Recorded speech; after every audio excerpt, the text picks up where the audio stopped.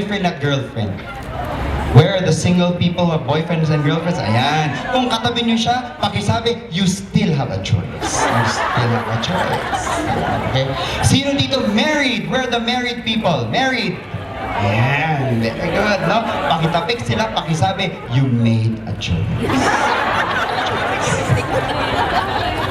There's always a choice. No, I didn't have a choice when I got married. We were at gunpoint, no?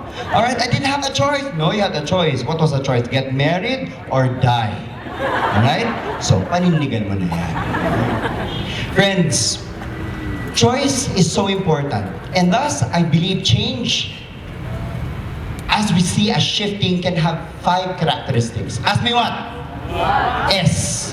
The change has to be what? Strategic. Einstein said, the problems that we have cannot be solved by the same level of thinking that created them. So kung papairal pa rin natin yung pananaw, pag-iisip ng katulad noon, we will not get to the answer. The success, the things that brought you success now may not bring you to the success in the future. Ibang-iba na po talaga ngayon. Asa na mga millennials dito? Millennials! Parang tumatanda yata ang millennials natin. So, again, so may mga millennials tayo. Ibang-iba ang kultura. Change is so natural. 2 years, ay nako, ang tagal na niya ng 2 years. Okay? For others, for the baby boomers, 2 years is such a short time. Alright? A lot of things has to change or else we'll be left behind.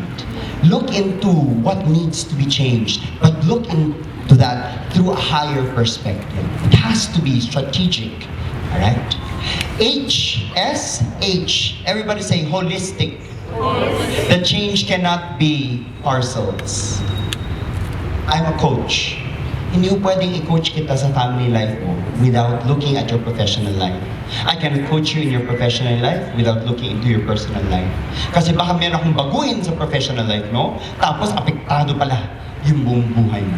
Nangyari na po yan. There are some people, they will have to coach. Performance coaching po, di ba? Sa mga boss